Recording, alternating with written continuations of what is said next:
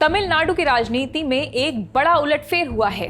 3 बार के सीएम और एआईएडीएमके नेता ओ पनीरसेल्वम ने आज धुर विरोधी डीएमके का दामन थाम लिया है। तमिलनाडु के मुख्यमंत्री और डीएमके अध्यक्ष एमके स्टालिन की मौजूदगी में पनीरसेल्वम डीएमके में शामिल हुए। दरअसल राज्य में विधानसभा चुनाव होने वाले हैं।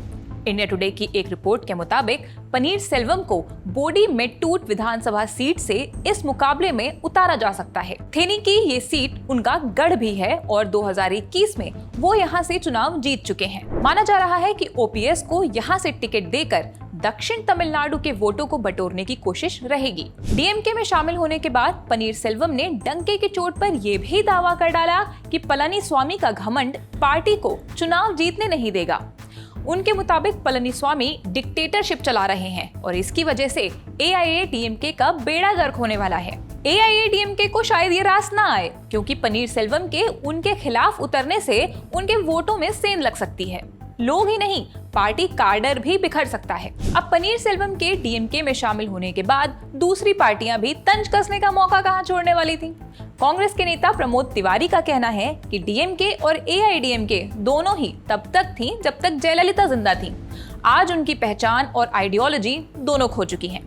तिवारी ने भारतीय जनता पार्टी को भी निशाने पर लिया और कहा कि बीजेपी जिसके भी साथ गठबंधन करती है उसे निगल लेती है, इसलिए तमिलनाडु के सम्मान के लिए बीजेपी को पूरी तरह हटाना पड़ेगा। वहीं बीजेपी इसे ज्यादा फुटेज नहीं दे रही है, कह रही है कि इससे एनडीए पर कोई फर्क नहीं पड़ेगा। पार्टी नेता तमिलिसाई सौंदरराजन ने इंडिया टुडे से बातचीत में कहा कि ये एहसान फरामोशी इतिहास में दर्ज होगी।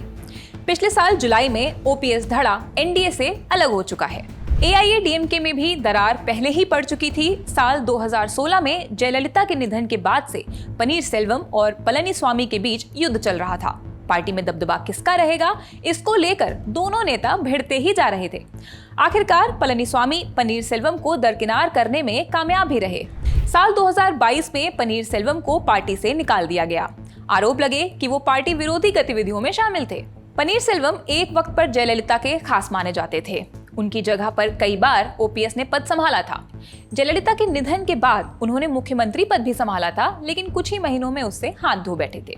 इस रिपोर्ट में फिलहाल इतना ही। मैं हूं शताक्षी अस्थाना, कैमरे के पीछे हैं दानिश। आप देखते रहिए द लल्लन टॉप।